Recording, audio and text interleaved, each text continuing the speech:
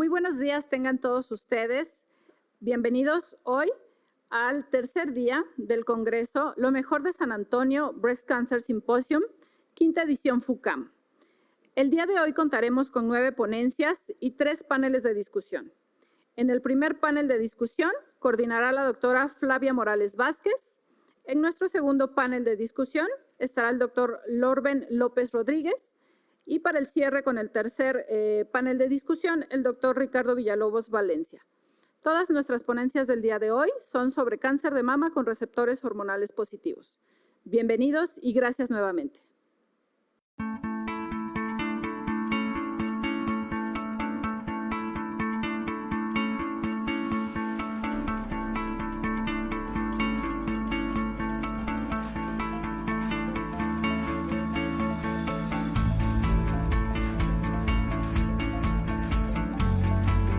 ¿Qué tal?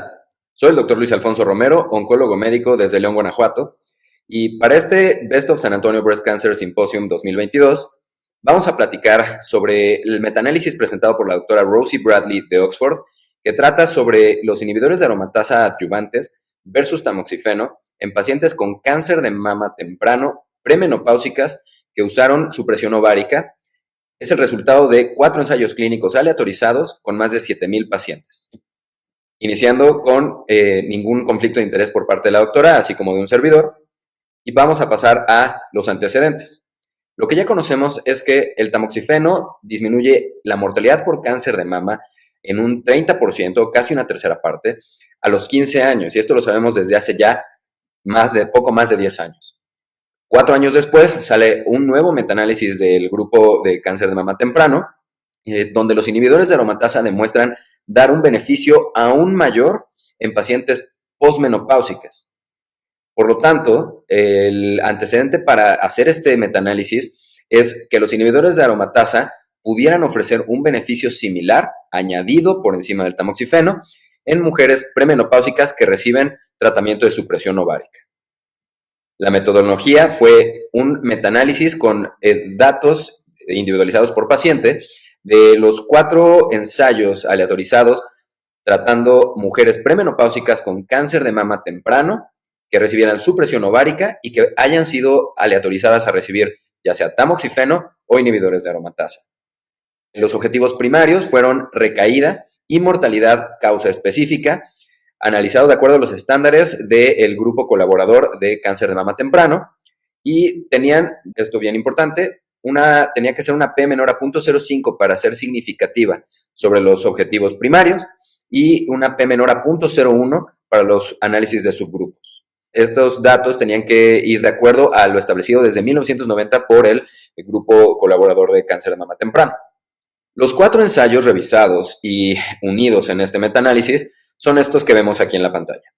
El ABCSG 12, iniciado en el 99, que inicialmente era un diseño factorial, 2x2, pero que uno de sus objetivos era determinar en pacientes premenopáusicas, 1,694 pacientes, si recibían gocereline, eran aleatorizadas a recibir anastrozol o tamoxifeno, y más menos ácido zoledrónico, que eran los otros 2 grupos del factorial, y eran seguidas hasta 8 años en promedio. Después vamos a tener a los ya conocidos TEXT y SOFT, iniciados en el 2003, donde recibían supresión ovárica farmacológica, en este caso con triptoreline, y eran aleatorizadas exemestano versus tamoxifeno durante 5 años. 2,635 pacientes en el TEXT, 1,998 pacientes en el SOFT, un poco más de seguimiento, 9.1 años en el TEXT, 7.9 años en el SOFT, y finalmente tenemos el estudio HOBO, iniciado en el 2004, donde se les daba supresión ovárica farmacológica con triptorelina y se aleatorizaban a recibir letrozol versus tamoxifeno también durante 5 años. Aquí se reclutaron 703 pacientes y el seguimiento fue de 5.3 años. Es el que tenemos el seguimiento más corto. En promedio, un seguimiento de 8 años de los 4 estudios con 7,030 pacientes.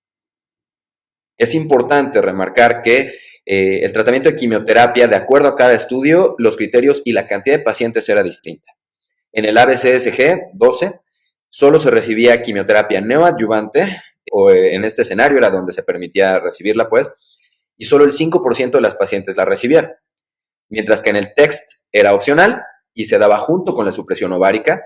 El dato de aquí es que 60% de las pacientes del TEXT recibieron quimioterapia, mientras que en el SOFT se les daba quimioterapia y al término de la misma eran las pacientes aleatorizadas al tratamiento y era bien importante que la paciente permaneciera premenopáusica después de terminar la quimioterapia. Esto era un 54% de las pacientes del SOFT. Mientras que el HOVO tenía también la característica de que recibían la quimioterapia previo a la aleatorización y 63%, muy parecido al TEXT, fueron las pacientes que recibieron quimioterapia. Vamos a ver ahora los resultados del metaanálisis. Vamos a ver que en el objetivo primario, vemos aquí esta curva de tiempo-evento, donde hay una ganancia a 10 años absoluta de 2.8% a favor de los inhibidores de aromatasa en recaída de cáncer de mama. Vamos a ver que es un 14.7% de pacientes que recurrieron, mientras 17.5% en el grupo de tamoxifeno recurrían a los 10 años. El riesgo relativo es de 0.79, esto quiere decir una disminución en el riesgo de recaída del 21%, siendo esto estadísticamente significativo. Es importante destacar, vean en la esquina superior izquierda, que solo el 40% de las pacientes del metaanálisis eran ganglios positivos. Vamos a ver forest plot de acuerdo a los estudios. Vamos a ver que todos tienen su mediana de población o del beneficio a favor de los inhibidores de aromatasa, excepto por el ABCSG12, donde el reporte inicial ya lo conocemos. El anastrozol fue igual de eficaz que el tamoxifeno, no fue superior en recurrencia, pero de manera global, vean el diamante, nuevamente es este 0.788 o 79% que fue lo que vimos en la Kaplan-Meier, todo a favor del inhibidor de aromatasa. El único intervalo de confianza por estudio que no cruza la unidad es el del TEXT, pero vemos que de manera global es estadísticamente significativo. Aquí las pruebas de heterogeneidad son bastante buenas, un poquito disminuida la P.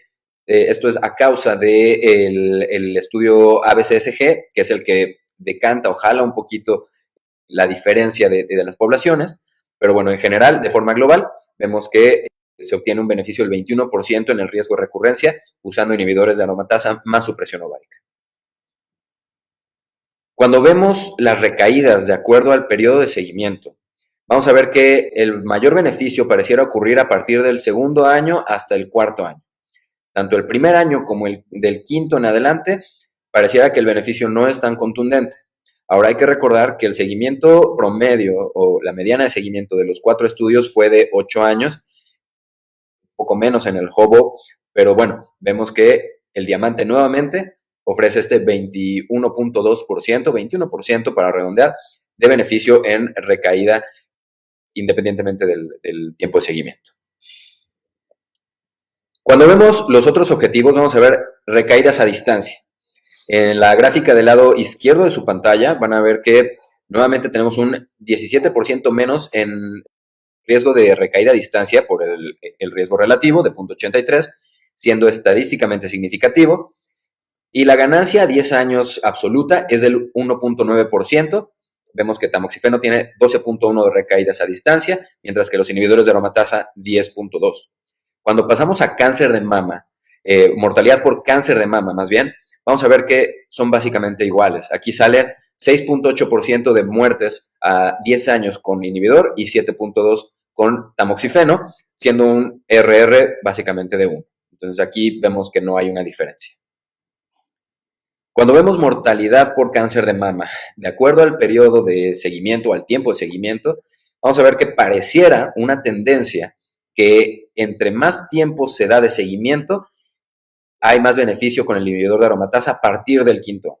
El intervalo de confianza, lo podemos ver ahí, cruza la unidad, pero nuevamente el sesgo de 8 años de seguimiento y que todavía nos faltaría probablemente dar más follow-up, más seguimiento a estas pacientes para ver si existe un beneficio a más largo plazo. De acuerdo al análisis de su grupo, para cualquier tipo de recaída, ya sea local o a distancia, se hicieron 13 análisis buscando diferentes variables que pudieran intervenir.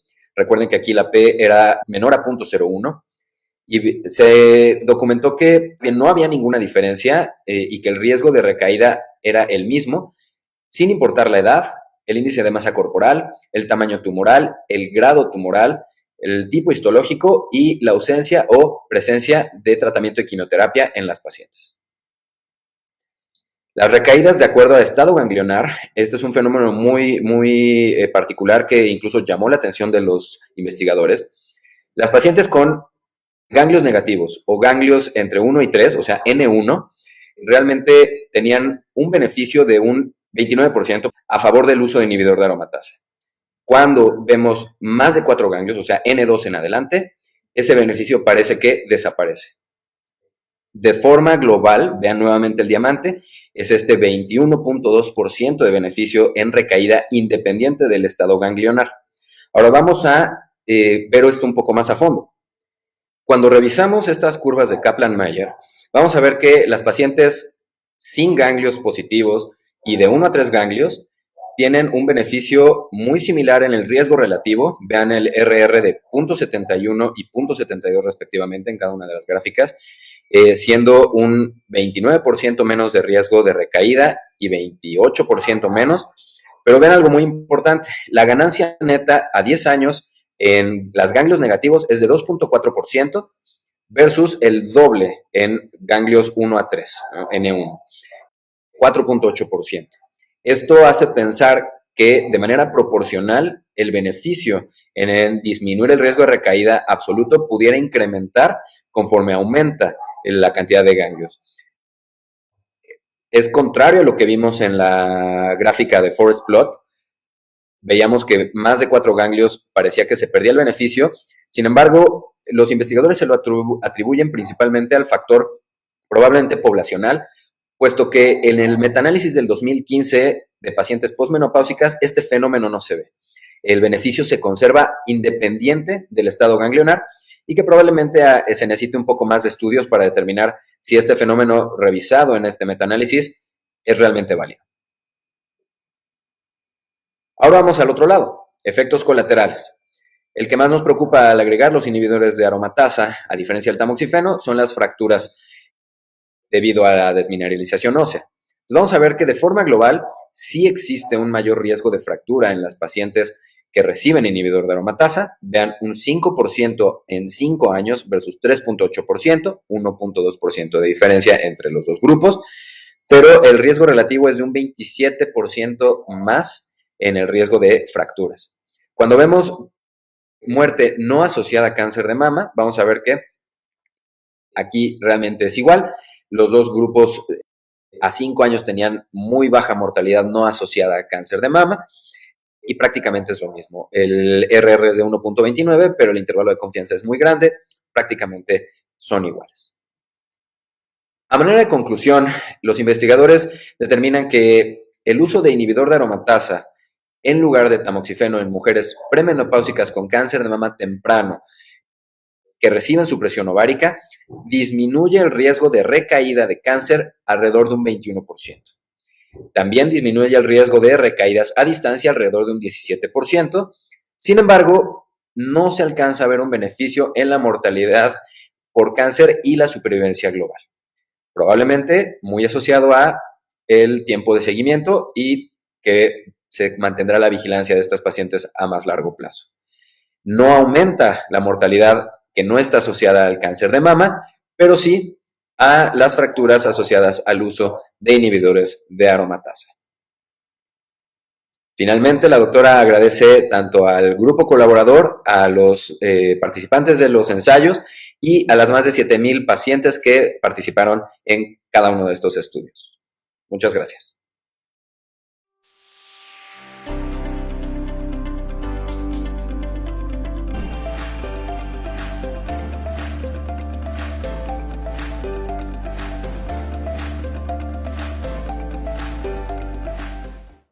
Hola, ¿qué tal?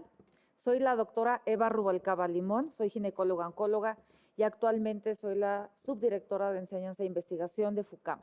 Agradezco mucho al comité organizador de este curso, en donde tendremos la oportunidad de presentar lo mejor de San Antonio Breast Cancer Symposium. El tema que les voy a compartir es el presentado por la doctora Meredith Reagan, en donde se actualizan los resultados del estudio TEXT y SOFT, titulado Comparación aleatorizada del uso de exemestano con supresión ovárica adyuvante comparado con tamoxifeno y supresión ovárica, ambos comparados con tamoxifeno en mujeres con cáncer de mama temprano, premenopáusicas, con receptores hormonales positivos.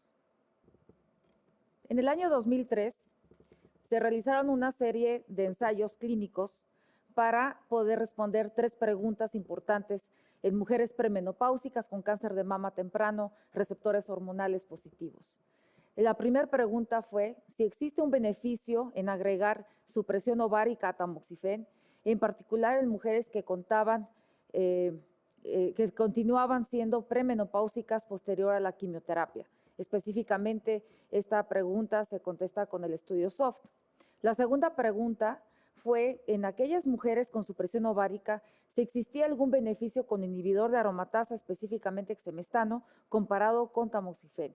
En esta pregunta se involucraron ambos estudios. Y la tercera pregunta, cuando el beneficio de quimioterapia es incierto, si está planeado utilizar hormonoterapia con supresión ovárica y alguna otra hormonoterapia oral, si existía algún beneficio con quimioterapia adyuvante. Esta pregunta se iba a contestar con el estudio PERCH, pero fue cerrado tempranamente. En cuanto a análisis previos, los resultados presentados a 5 y 8 años de seguimiento de ambos estudios demostraron lo siguiente. El utilizar supresión ovárica con tamoxifeno reduce recurrencias y muerte. El utilizar exemestano con supresión ovárica comparado con tamoxifeno y supresión ovárica tiene una reducción mayor en recurrencia a distancia, pero no en muerte. El beneficio absoluto dependía del riesgo de recurrencia. Y otro de los resultados que se encontraron a esos cortes fue que aquellos casos con características clínico-patológicas de bajo riesgo les iba bien aún con tamoxifeno solo. En esta presentación, en esta actualización a 12 años, se presentarán la evaluación a recurrencia a distancia y sobrevida global.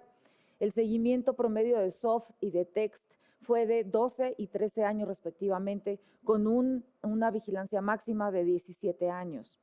76% de las pacientes están vivas y el 92% se registró que tuvieron visitas a su consulta durante los años 2019 y 2020. Para recordar el diseño de los estudios, el reclutamiento se hizo entre noviembre del 2003 y abril del 2011. En el estudio TEXT se incluyeron pacientes premenopáusicas con cáncer de mama con receptores hormonales positivos. Se inició la hormonoterapia antes de las 12 semanas después de la cirugía y fueron tratadas con supresión ovárica. Algunas recibieron quimioterapia, en total fueron 1,607 pacientes, y otras no, que fueron 1,053 pacientes. Estas mujeres fueron aleatorizadas a recibir tamoxifeno con supresión ovárica por 5 años o exemestano con supresión ovárica también por 5 años. El otro estudio, el llamado SOFT, también incluyó mujeres premenopáusicas con receptores hormonales positivos. También iniciaron hormonoterapia después de 12 semanas después de la cirugía, y también hubo 2 grupos, aquellos que recibieron o no quimioterapia. Estas fueron aleatorizadas a los 3 tipos de esquema de hormonoterapia, que fueron el usar tamoxifeno exclusivamente por 5 años o tamoxifeno con supresión ovárica por 5 años y exemestano supresión ovárica por 5 años, con un promedio de seguimiento actualmente de 12 años. Cabe mencionar que la supresión ovárica se realizó mediante análogos de la GnRH con triptorelina y otro grupo fue tratada quirúrgicamente con oforectomía. En cuanto a la primera pregunta, que si es mejor tamoxifeno con oforectomía, o sea, con supresión ovárica por 5 años comparado con tamoxifeno solo, esto se respondió con el estudio SOFT. La segunda pregunta era comparar exemestano con supresión ovárica por 5 años comparado con tamoxifeno. Y la tercera pregunta involucra ambos estudios en donde se hace la comparación de tamoxifeno con supresión ovárica y exemestano con supresión ovárica utilizando estos medicamentos durante 5 años. En cuanto a las características de las pacientes, en general se revisó la edad promedio al momento que se hizo la aleatorización, el estado ganglionar, el tamaño tumoral, el grado histológico, la sobreexpresión del HER2 y el tiempo en que se hizo la aleatorización posterior a la cirugía. En general, las características fueron muy similares entre ambas cortes. Dividieron las cortes en aquellas que recibieron quimioterapia y aquellas que no recibieron quimioterapia. En la corte que no recibió quimioterapia, las características fueron muy similares, a excepción del estado ganglionar, ya que en el estudio TEX el 21% se identificó que tenían ganglios positivos y la edad promedio del estudio SOF fue 46, muy similar a los 45 años encontrados en el estudio TEX. En cuanto a las cortes de aquellas que recibieron quimioterapia, también en general las características fueron muy similares, excepto por la edad, en donde en el estudio SOFT fueron discretamente menores, con 40 años de edad en la población incluida, comparado con 43 años en el estudio TEX. Ahora ya haciendo el análisis de sobrevida y periodo libre de enfermedad en términos de recurrencia a distancia, se hizo comparación con los resultados presentados a 5 años y el corte actual que fue a 12 años.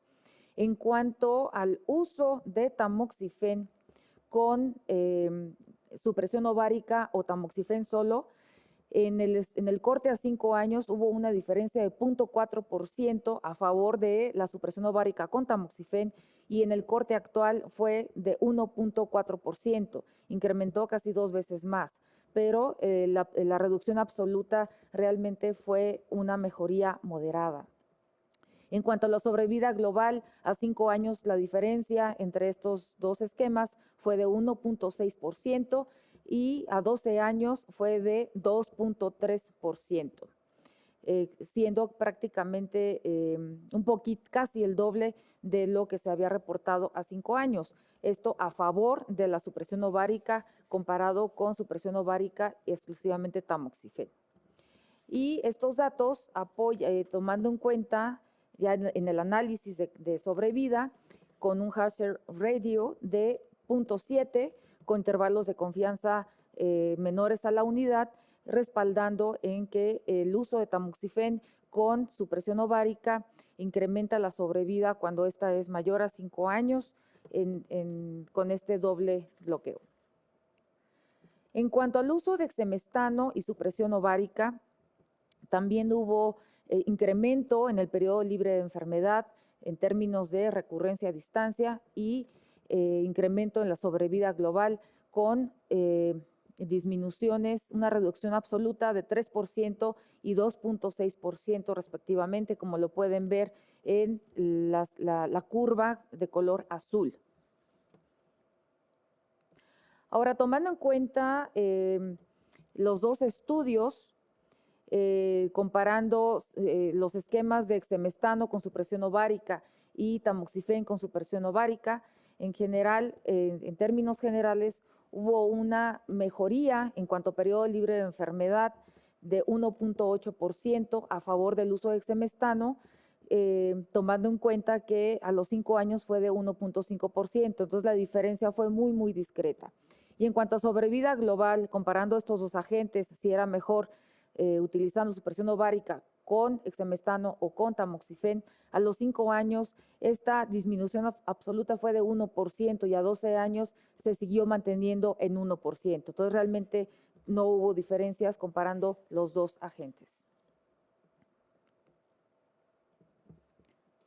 Ahora, tomando en cuenta el análisis de subgrupos en la corte que no recibió quimioterapia, cabe mencionar que la sobrevida global a 12 años fue mayor al 95% utilizando cualquiera de los 3 esquemas, ya sea tamoxifen solo, tamoxifen con supresión ovárica o exemestano con supresión ovárica, prácticamente sin diferencias entre los 3 esquemas.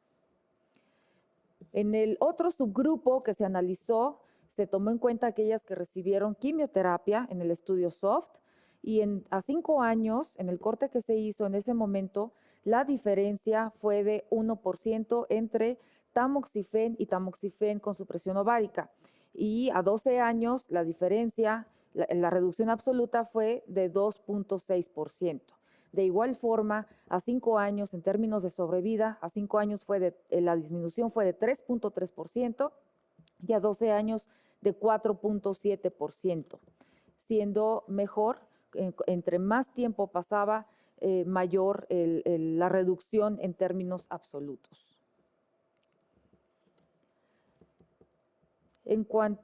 Continuando con este grupo, pero tomando en cuenta el uso de exemestano comparado con tamoxifen, a 5 años fue la diferencia de 3.4%, comparando exemestano y supresión ovárica comparado con tamoxifen, y a 12 años fue de 4.5%, incrementando conforme pasó el tiempo. Y donde más hubo diferencia fue a 12 años utilizando exemestano comparado con tamoxifen, ya que a 5 años la diferencia fue únicamente de 0.7% y a 12 años incrementó a 4%, siendo este grupo el que vamos a retomar más adelante. Ahora, tomando en cuenta los dos estudios para saber qué esquema fue mejor, si exemestano o tamoxifen con supresión ovárica, si ustedes ven la primer curva, el primer esquema, y comparando las curvas, la diferencia entre uno y otro a favor de exemestano se vio en los dos estudios. En el SOFT el incremento fue de 1.9% comparado con tamoxifen, y en el TEX fue de 2.4%, esto en términos de sobrevida de periodo libre de enfermedad, en términos de recurrencia a distancia. Y en cuanto a sobrevida, comparando los dos esquemas, pues prácticamente la diferencia no fue consistente, ya que en el estudio SOFT hubo una discreta disminución en sobrevida y en el estudio TEX un incremento de 2.6%, esto a favor de la utilización de exemestano. Otro subgrupo que fue analizado fue aquellas que expresaban o no HER2. Cabe mencionar que la población incluida, únicamente el 12% tenían sobreexpresión de HER2 y menos del 50% recibió quimioterapia con algún tratamiento anti-HER.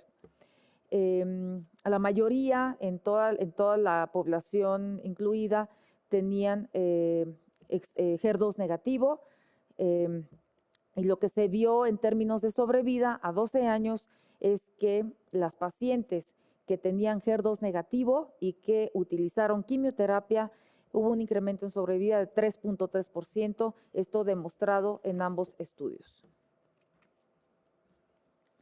Y cabe mencionar que esta sobrevida se vio mejor con el uso de exemestano.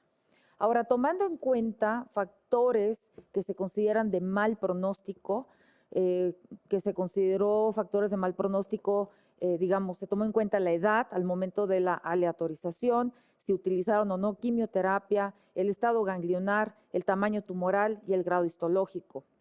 En el estudio SOFT se pudo analizar el uso de los 3 agentes, y lo que se vio fue que existió un incremento del 10% en sobrevida al utilizar exemestano con supresión ovárica comparada con tamoxifen, siendo esto un punto importante en este análisis a 12 años. También hubo un discreto incremento utilizando el otro esquema, pero donde más hubo significancia fue con el uso de exemestano.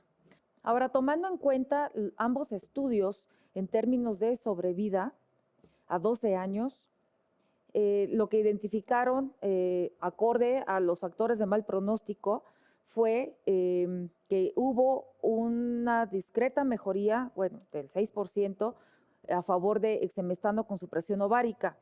Esto tomando en cuenta los factores de mal pronóstico que fueron la edad al momento de la aleatorización, cuando esta fue menor de 35 años, que de hecho estos son los factores de riesgo que se consideran como un cáncer de mama de mal pronóstico en estas mujeres premenopáusicas, el estado ganglionar, cuando los ganglios eran 4 o más con metástasis, el tamaño del tumor cuando este era mayor a 2 centímetros y el grado histológico cuando se trataba de tumores poco diferenciados o grado 3. Y para concluir, acorde a las observaciones que se hizo en esta presentación de actualización de estos estudios, fue que las recurrencias a distancia y la muerte por cáncer de mama pues siguen ocurriendo en estas mujeres premenopáusicas con cáncer de mama, tumores, receptores hormonales positivos. Cabe mencionar que el seguimiento va a continuar unos 5 años más y se realizará otro análisis para ver si este incremento en la sobrevida y este incremento en el periodo libre de enfermedad sigue aumentando en términos absolutos, aunque sea en forma muy pequeña. La reducción relativa significativa en recurrencia a distancia y muerte persiste con el uso de supresión ovárica, aún con ambos tratamientos, ya sea exemestano o tamoxifen, esto comparado con el tamoxifen solo, pero requiere de selección apropiada de las pacientes para recibir la supresión ovárica. O sea, hay que ser muy juiciosos y ver quién realmente sí se beneficia de la supresión ovárica. La reducción absoluta a 12 años fue clínicamente substancial, esto es aproximadamente en 10%, para aquellas mujeres consideradas de alto riesgo.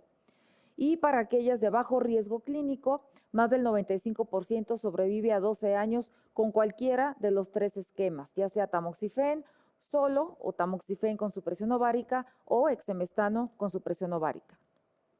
La reducción de recurrencia a distancia con exemestano y supresión ovárica comparado con tamoxifen y supresión ovárica es consistente en mujeres premenopáusicas, con una magnitud substancial para aquellas que son de alto riesgo. Entonces, en ellas son en las que debemos ofrecer alguna de estas combinaciones.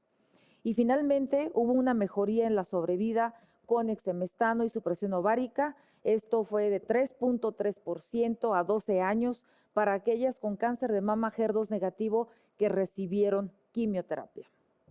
Pues estas son las conclusiones del estudio presentado sobre la actualización del SOFT y TEXT. Espero tengan muchas preguntas y que esta actualización sea de gran provecho y de utilidad para nuestra vida diaria. Muchísimas gracias. Pues agradezco la oportunidad de hacer esta presentación sobre la actualización de los estudios SOFT y TEXT. Espero se generen más dudas respecto a este tema y lo presentado ojalá y sea de gran utilidad para su actividad en la vida diaria, en la mejor atención a nuestras pacientes. Muchas gracias.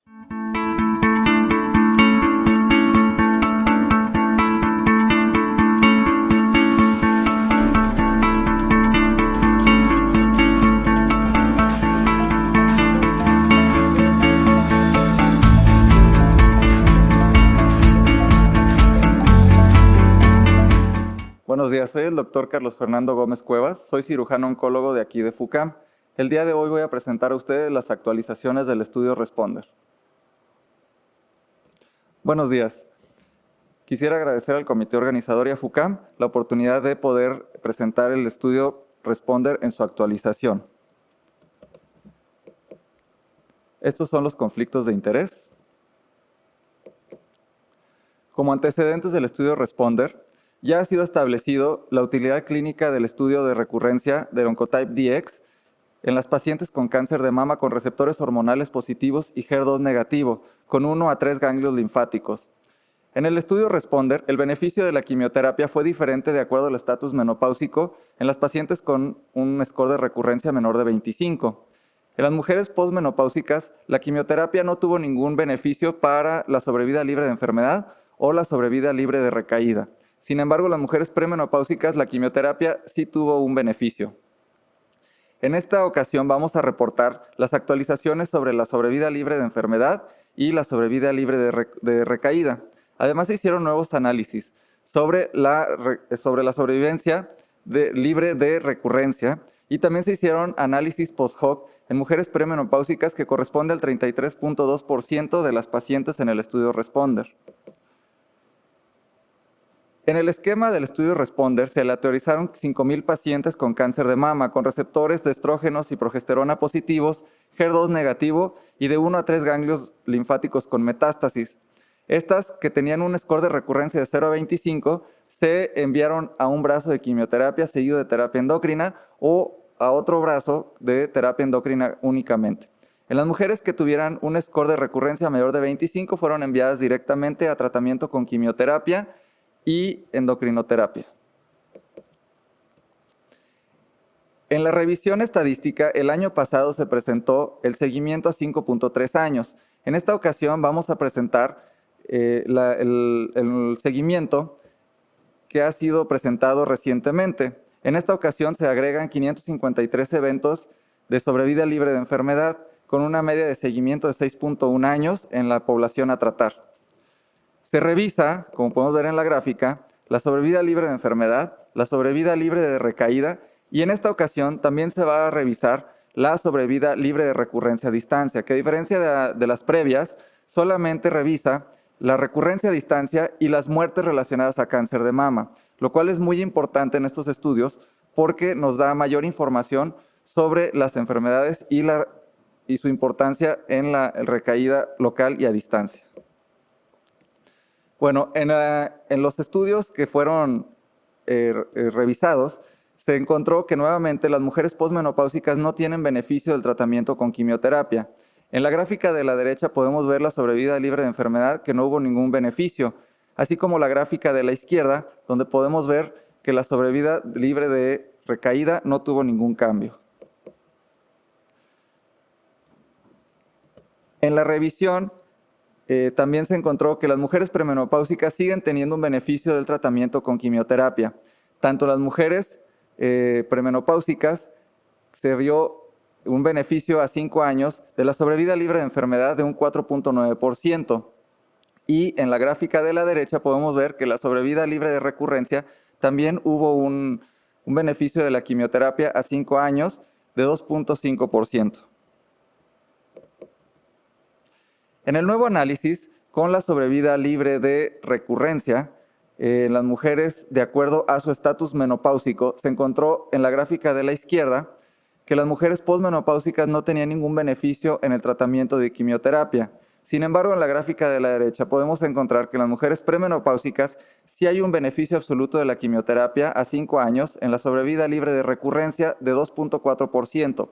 Estratificándolo de acuerdo al score de recurrencia, en el score de 0 a 13 se encontró de 2.3%, mientras que en el score de 12 a 25 se encontró de 28%.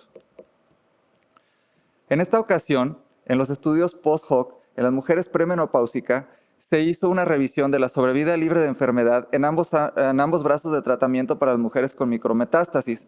Habrá que notar que en el protocolo hubo un arreglo en el 2014 para excluir del enrolamiento a las mujeres con micrometástasis. Sin embargo, para esta fecha ya más del 50% de las pacientes había sido enrolada. También se hizo un análisis marcado a 2 años de la sobrevida libre de enfermedad entre las mujeres con supresión de función ovárica o no en el brazo de terapia endocrina solamente. Se hizo también un análisis de sobrevida libre de enfermedad a 2 años marcado en las pacientes con periodos menstruales regulares o no en ambos brazos de tratamiento. Se deberá de notar que estos dos grupos son grupos muy pequeños y los resultados deberán de ser tomados con cautela. Bueno, en la revisión que se hizo de los reportes de patología en las mujeres premenopáusicas con micrometástasis y macrometástasis, se encontró que ambas se pueden beneficiar de quimioterapia. En el grupo de micrometástasis se encontró hasta el cambio del 2014 206 pacientes, que corresponde al 27.9% de la población. En este se encontró un beneficio absoluto de la quimioterapia a 5 años del 7.3%, con un hazard ratio de 0.44 y un intervalo de confianza bastante amplio. Hay que notar que solamente hubo muy pocos eventos de sobrevida libre de enfermedad. También en las pacientes con macrometástasis se encontró un beneficio de sobrevida a 5 años libre de enfermedad de 4.8%. También se revisó el efecto de la supresión de la función ovárica en las mujeres premenopáusicas. En esta gráfica podemos observar las tasas de supresión ovárica en las mujeres premenopáusicas en ambos brazos de tratamiento. Estos fueron reportados en las mujeres en ciertos intervalos de tiempo durante la supresión ovárica. Podemos ver en la línea roja que el 16% de las mujeres presentaron supresión ovárica en el grupo de tratamiento con endocrinoterapia, mientras que las mujeres en el grupo de tratamiento de quimioterapia seguido de endocrinoterapia presentaron 3% de supresión ovárica dentro de los primeros 6 meses. Aunque fue mayor la supresión ovárica en el brazo de tratamiento de terapia endocrina, la supresión ovárica se mantuvo baja en ambos grupos y se mantuvo también consistente al paso del tiempo. En este caso podemos ver que en el estudio de la revisión, la supresión ovárica, primero que nada, se tenía que haber dado después de la supresión médica por lo menos durante 6 meses en 2 intervalos de tiempo o salpingoforectomía en los primeros 24 meses. Podemos ver que hay nada más un pequeño grupo de supresión ovárica y que no hubo diferencia de la sobrevida libre de enfermedad en las mujeres de acuerdo a su supresión ovárica en los primeros 24 meses del tratamiento endocrino. Este fue ajustado de acuerdo a el score de recurrencia. También se revisó el efecto de los periodos menstruales regulares en las mujeres premenopáusicas. Aquí podemos observar la tasa de periodos menstruales regulares en las mujeres premenopáusicas en ambos brazos de tratamiento a través del tiempo. También podemos notar que en este caso fueron reportados periódicamente de acuerdo a el estatus premenopáusico y los periodos menstruales durante ciertos intervalos de tiempo. Podemos encontrar que en las mujeres con terapia endocrina el 50% tuvieron periodos menstruales regulares en los primeros 6 meses, a diferencia del grupo de tratamiento de quimioterapia con radioterapia que presentaron 25% de periodos menstruales en los primeros 6 meses. Podemos ver que con el paso del tiempo ambos grupos fueron presentando disminución de sus periodos menstruales de manera paulatina hasta casi acercarse al final del tiempo.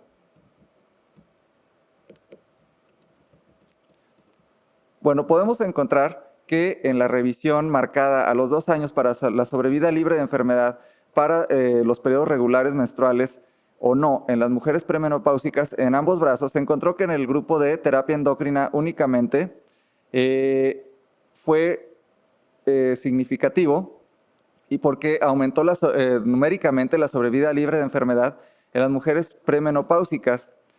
Hay que notar que para considerarse con periodos menstruales irregulares o no periódicos, tuvo que haber pasado por lo menos 2 intervalos de 6 meses durante los primeros 24 meses de tratamiento. Podemos encontrar que en este caso en las mujeres premenopáusicas hubo un hazard ratio ajustado de 1.48 con un intervalo de confianza bastante amplio. En las mujeres con quimioterapia y tratamiento endocrino, en la tabla de la derecha podemos encontrar un hazard ratio ajustado muy parecido a las mujeres con tratamiento endocrino solamente, pero en este caso con un intervalo de confianza un poquito más ajustado.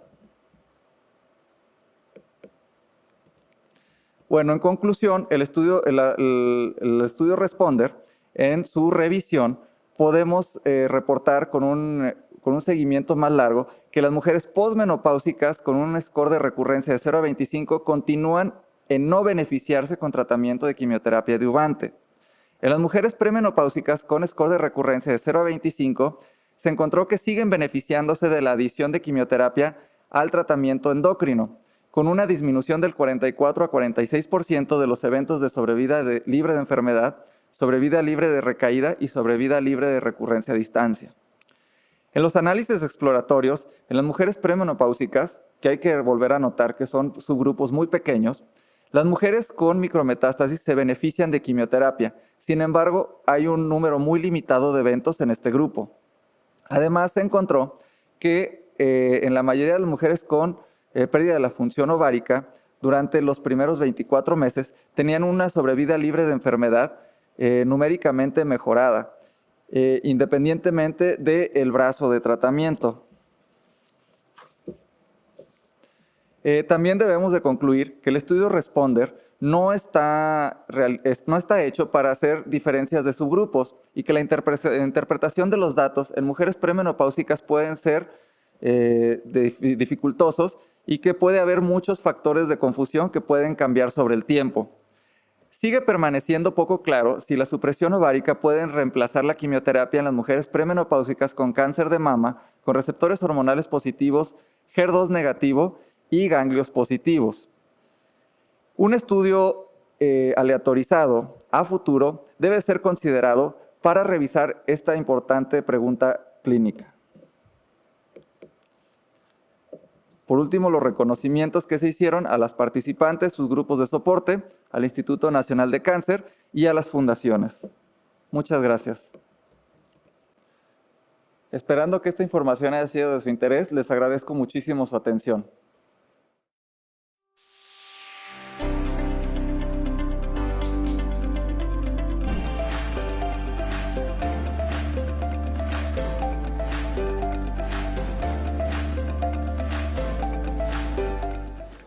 Un gusto encontrarnos aquí disfrutando de la excelente presentación de mis compañeros. Tenemos aquí a la doctora Eva Rubalcaba Limón, quien es subdirectora de investigación en el FUCAM, además de una excelente gineco-oncóloga y pues una doctora en ciencias médicas y odontológicas. El doctor Luis Romero, que estaba aquí en FUCAM, excelente oncólogo médico, actualmente adscrito al Hospital General de León, y el doctor Carlos Gómez, excelente compañero aquí desempeñándose como cirujano oncólogo en FUCAM, bastante comprometido y muy analítico en la disección de la información que nos da este apartado, que hemos tenido la fortuna de que se nos encomendara. Realmente el tratamiento de pacientes con receptores hormonales positivos y HER2 negativo es todo un mundo lleno de acertijos, lleno de inquietantes cuestiones, preguntas y retos.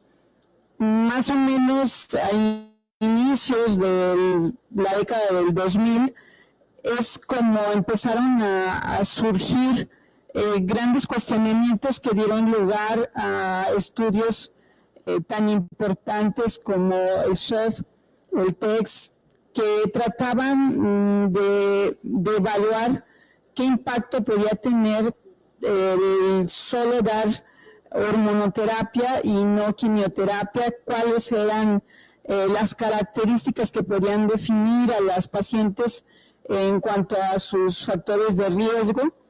Y hoy en día pues tenemos algunos otros estudios más nuevos como el Responder que realmente nos plantean nuevas interrogantes, y esta mesa pues tiene la tarea como de dejar más preguntas que respuestas, porque es todo un mundo el grupo de estas pacientes, de ser por una parte receptores hormonales positivas HER2 negativa, que ya es un universo. Hay que dividirlo claramente entre el grupo de mujeres premenopáusicas y el grupo de mujeres posmenopáusicas. Me gustaría mucho escuchar a cada uno de mis compañeros dando sus apreciaciones de la experiencia de presentar el trabajo que les tocó, y de ahí partimos a una ronda de preguntas donde tocaremos los trabajos de cada uno. Pudiéramos empezar con las damas primero. Muchísimas gracias por la invitación. Yo les presenté el trabajo sobre la actualización de los estudios SOFT y TEXT a 12 y 13 años respectivamente. Este trabajo evaluó el periodo libre de recurrencia, distancia y sobrevida global. Prácticamente los datos que presentan, la doctora que hizo la presentación en el Congreso, muy pocas diferencias en términos de números absolutos y de beneficio en cuanto a la utilidad de agregar tamoxifen o exemestano junto con supresión ovárica.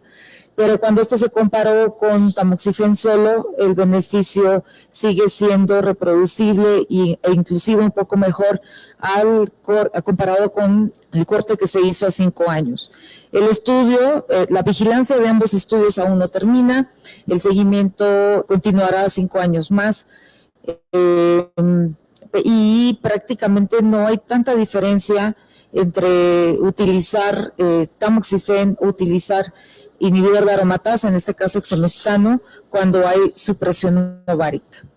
Entonces, en términos generales, de eso trató el estudio. Hay muchas interrogantes, como lo comentábamos previamente, pero bueno, ahorita a lo mejor nos vas a preguntar cuáles serían esas interrogantes y que nos gustaría que existieran algún subanálisis de estas preguntas que quedan en el aire. El doctor Romero, por orden de antigüedad, me disculpa el doctor Gómez, me gustaría que nos diera pues como su impresión general del trabajo que le tocó presentar. Muchas gracias, doctora Morales. Gracias a la Fundación nuevamente y gracias a ustedes por compartir este foro con mis compañeros y grandes médicos, los tres. Pues en lo personal comparto mucho de lo que comenta la doctora Rubalcaba. Este metaanálisis presentado es buscando la interrogante que decimos, ¿son mejores los inhibidores de aromatasa que el tamoxifeno? Particularmente en una población que estamos empezando a ver que agregar la supresión de la función ovárica en las pacientes correctas se incrementa el beneficio. Entonces, la interrogante de si es mejor el tamoxifeno o los inhibidores de aromatasa existe desde hace muchísimos años. Poco a poco ha salido más evidencia a favor de los inhibidores de aromatasa, desde los metaanálisis donde empezamos a ver el switcheo, luego el que se hizo de Oxford en 2015 de Lancet, y ahora vemos este. Creo que a diferencia de los estudios de metaanálisis que se hicieron en pacientes postmenopáusicas, este tiene el factor que es una población más pequeña, a pesar de que son 7,000 pacientes, comparativamente con la evidencia que tenemos de tamoxifeno, con la evidencia que tenemos de todos los concentrados de inhibidor versus tamoxifeno en posmenopausia, pues es una población más pequeña. También el seguimiento es mucho más breve. La mediana que se ve aquí en este metaanálisis es apenas de 8 años. Ya vimos que los dos estudios que más fortaleza le aportan al metaanálisis, que son el TEXT y el SOFT, la doctora Eva lo presentó de una forma muy explícita. Pareciera no haber una fortaleza de agregar el inhibidor, a diferencia del tamoxifeno, pero ya en el conjunto pareciera que empezamos a ver el mismo fenómeno que en las postmenopáusicas. Empieza a haber una mejoría en supervivencia libre de enfermedad y en supervivencia global nos queda la duda. Esa idea la teníamos hace años, hasta que salió el metaanálisis del 2015 en las postmenopáusicas. Entonces, ¿qué interrogantes quedan? Pues evidentemente, si a más seguimiento en una enfermedad tan insidiosa, habrá un beneficio en supervivencia global. Creo que es lo que más deja la doctora Rosie Bradley en su presentación. Y esperar un poco más a ver si esto arroja con más seguimiento de estas pacientes o poder determinar si existe un beneficio en que las pacientes vivan más al omitir o cambiar el tamoxifeno por inhibidor de aromatasa. Y doctor Gómez, en cuanto al responder, ¿qué nos puede decir así de impresión general? Bueno, muchas gracias por la oportunidad de participar aquí con ustedes. Muchas gracias, doctora. Muchas gracias, compañeros. Bueno, en general, se sigue viendo que el beneficio de la quimioterapia en las mujeres premenopáusicas es indudable. En este caso, lo que se hizo fue la revisión de subgrupos. Se revisó las pacientes con micrometástasis, donde se vio un beneficio importante con el tratamiento de quimioterapia, aunque fue un grupo reducido por la red que se hizo en 2014, donde fue un grupo un poquito limitado, pero sí se vio un beneficio muy importante. Aquí algo que llamó la atención dentro de esta revisión de subgrupos fue que se vio que en las mujeres premenopáusicas la supresión ovárica tenía un impacto en la sobrevida de estas pacientes. Entonces aquí fue tratamiento ya sea la supresión ovárica médica a través de tratamiento con análogos de la LHRH o la salpingoforectomía. Sin embargo, también se vio que las mujeres que están bajo tratamiento en quimioterapia, las mujeres premenopáusicas, se vio que también había una supresión ovárica y que eso también tenía un impacto en la sobrevida de las pacientes. Entonces, una interrogante que queda aquí muy importante sería la de ver y analizar a futuro si en algún momento pudiéramos utilizar la supresión ovárica para evitar la quimioterapia en las pacientes. Yo sé que a lo mejor esa parte para la oncología médica va a causar mucho, es un tema pues ahí que puede causar algo de discusión, pero creo que es algo que se pudiera analizar en su momento. Sí, de hecho es quizás el impacto que tiene esta revisión de este estudio es de que pudiera ser bastante importante esta supresión ovárica, que quizás lo que observamos en el subgrupo de premenopáusicas con micrometástasis, donde el beneficio es mayor al 7%, se ha debido más a la quimioterapia que a la hormonoterapia en sí. Y de ahí que pudiera pues tener más impacto. Pero también platicábamos, o sea, ¿cuál sería la mejor forma de brindar una supresión ovárica? Ya veíamos que a largo plazo los números pueden cambiar. El dar un inhibidor LHRH, pues te da el beneficio de poder recuperar la función ovárica a cierto tiempo, y quizás quienes más se benefician son las menores de 35 años. Y pues que no sean las mejores candidatas, como una mujer perimenopáusica mayor de 45 o de 50, donde puedes hacer una supresión ovárica con la oforectomía. A mí lo que me impactó es, aunque es un número pequeño, el hecho de que haya habido un mayor beneficio incluso en pacientes con micrometástasis cuando das quimioterapia.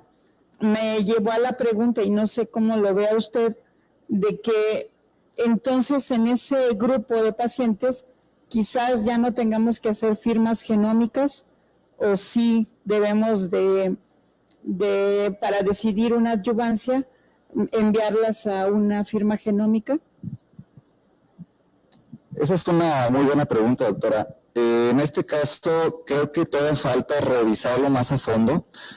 Aparte de la situación de las firmas genómicas, creo que debemos de tomar en cuenta también todos los demás factores clínico-patológicos de las pacientes para tomar la mejor decisión. Creo que todavía no sería el mejor momento para prescindir de la firma genómica hasta que haya un estudio más grande, más importante sobre las micrometástasis en específico, debido a que bueno, en este estudio fue un poquito limitado por los cambios que hubo en 2014, pero creo que también sería una pregunta a plantear para hacer también nuevos estudios a futuro.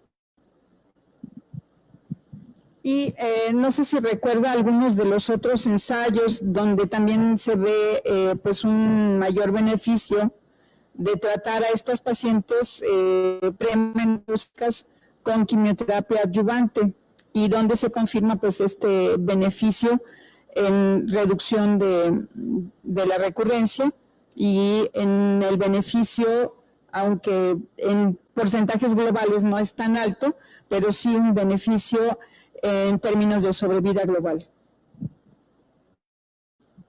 Bueno, en este caso sí existen otros estudios con otras firmas genómicas donde se revisó el impacto pues, en el MammaPrint, se revisó otros estudios de firmas genómicas. O sea, esto ya está de cierta forma validado con otros estudios, entonces se tendría que tomar en cuenta entre todos estos y tal vez realizar algún estudio donde se conjunten todos para poder ver si esto nos vierte mayor información que podamos utilizar, sobre todo en estos pacientes con micrometástasis, hacer esa revisión. Ya bien lo decía el doctor Gómez, no solo basarnos en la firma genómica, sino lo que tenemos a la mano, porque cuántos de nuestros pacientes o en cuántos de nuestros sitios vamos a poder disponer de un Oncotype o un MamaPrint. ¿Cuáles serían como estos factores que nos permiten identificar a pacientes de alto riesgo, doctora Rubalcaba? En la actualización a 12 y 14 años de seguimiento de estos estudios del SOFT y el TEXT, hicieron un subanálisis acorde a las pacientes premenopáusicas si se consideraban de alto o bajo riesgo. Las pacientes que se consideraban de bajo riesgo, más del 95% prácticamente sobreviven al cáncer de mama, e inclusive más del 90% sus últimas citas anuales se registraron en el año 2020. Entonces, y estas mujeres que se consideran de bajo riesgo son en las que no se vio gran diferencia al tipo de hormonoterapia, ya que no hubo diferencias entre si solo utilizaron tamoxifen por 5 años o utilizaron supresión ovárica, ya sea con exemestano o con tamoxifen. O sea, estas mujeres de bajo riesgo, inclusive con tamoxifen solito, les va muy bien. Pero aquellas que se consideran de alto riesgo es en las que sí pudiera existir un beneficio con la supresión ovárica, específicamente aquellas que requirieron de quimioterapia, en donde el exemestano tuvo un beneficio absoluto ligeramente mayor comparado con tamoxifen. Y esta pequeña diferencia es del 3.3%. Y los factores que identificaron como alto riesgo, o sea, que consideran a la mujer premenopáusica en alto riesgo, son mujeres que iniciaron el estudio cuando tenían menos de 35 años, que tuvieran tumores grado 3, que el tumor midiera más de 2 centímetros y que en la pieza de patología tuvieran 4 o más ganglios positivos. ¿Y el grado? El grado, alto grado. Entonces, esos 4 factores son los que se consideran como alto riesgo en este subanálisis, en esta actualización de estos estudios, y son aquellas en las que sí se ve un beneficio, aunque mínimo, el utilizar supresión ovárica, sobre todo utilizando exemestano en aquellas que requirieron quimioterapia. Muchas gracias. Doctor Romero, quizás todos esperábamos con mucha interés pues el análisis final del metaanálisis, pues sigue en el aire, y después de revisarlo, ¿cuál sería la respuesta suya de si debemos sustituir el uso de tamoxifen por inhibidores de aromatasa o no? O en quienes sí o en quienes no. ¿Quién sería la candidata ideal para una opción o para la otra? Muchas gracias, doctora. La respuesta realmente, creo que con la data que tenemos, sería prematuro hablar de que tenemos que ya dejar de usar el tamoxifeno. Tenemos que seleccionar muy bien a las pacientes, ya lo ha mencionado la doctora Rubalcaba también. Hay escenarios muy bien establecidos donde el tamoxifeno sigue siendo el mejor medicamento. Hay que tomar también en cuenta que es un tratamiento a largo plazo que tiene efectos colaterales. Entonces tenemos que individualizar también por la tolerabilidad, la calidad de vida y el riesgo de fracturas, que es algo que vimos también en el estudio del metaanálisis. Un 27% más de riesgo de fracturas en el grupo de inhibidores. Y esto estamos hablando de pacientes premenopáusicas. Entonces, vamos, no es una decisión sencilla. Uno va de la mano del riesgo. El tamoxifeno se tiene que seguir usando en pacientes de bajo riesgo, donde muchas veces ni siquiera la supresión ovárica es necesaria. Y ya cuando decidimos agregar la supresión ovárica, creo que la mejor respuesta es, hasta con la evidencia que tenemos hasta el momento, el mejor tratamiento va a ser el que la paciente pueda llevar a más largo plazo. Pareciera, se antoja que los inhibidores de aromatasa agreguen un plus, un extra, como lo hemos visto en las posmenopáusicas, y que las pacientes que lo puedan tolerar, se les pueda dar el beneficio. En los grupos del TEXT y el SOFT, incluso también en el HOBO, vimos que podríamos también intentar ver si a las HER2 positivo, hormonas positivas, es mejor el tamoxifeno, pero creo que también es información muy limitada, que solo nos genera más preguntas. Yo creo que todo va de la mano con qué está tolerando la paciente, dar el menor tratamiento deletérea y que pueda completar. Y, por ejemplo, a mí me salta la pregunta con el otro estudio que se presentó de dar un switcheo con inhibidor extendido, que es el del grupo italiano, que son estos 3 años de tamoxifeno, hacer el switcheo y dar 5 años de inhibidor, que pareciera que también es favorable, ¿no? Entonces, creo que para ser muy concreto, no podemos dejar el tamoxifeno, hay que seleccionar muy bien a las pacientes y las de alto riesgo, tenemos que ajustarnos mucho a la tolerancia y a los efectos colaterales que pueda sobrellevar cada paciente, por lo menos en lo que tenemos una evidencia más sólida. Muchas gracias, doctor Romero. Definitivamente, pues es el mensaje que podríamos compartir con nuestros compañeros, que aunque los datos nos están ayudando a identificar los escenarios adecuados, también nos ayudan a no descartar tamoxifeno y también queda abierta la pregunta y la revisión de los efectos colaterales y las toxicidades que tenemos a largo plazo con estos bloqueos en base a hormonoterapia. Muchísimas gracias, doctora Rubalcaba, por su participación. Doctor Gómez, un placer haber compartido también la mesa con usted y esperamos que sigan disfrutando lo mejor de San Antonio en esta versión del 2022. Gracias.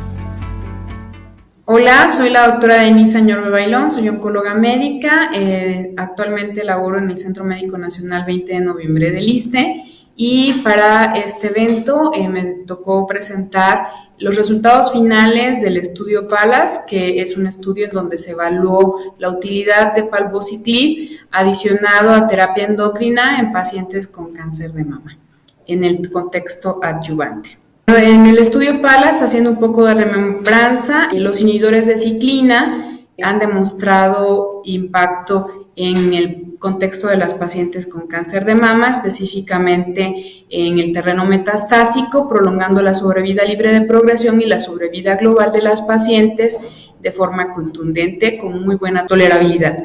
A lo largo de los diferentes estudios clínicos se ha intentado evaluar la eficacia de estos mismos medicamentos, inhibidores de ciclina, para etapas tempranas del cáncer de mama, y por eso este estudio PALAS es una iniciativa global que busca valorar la adición de palbociclib a terapia endocrina en pacientes en el contexto adyuvante, al compararlo contra terapia endocrina sola.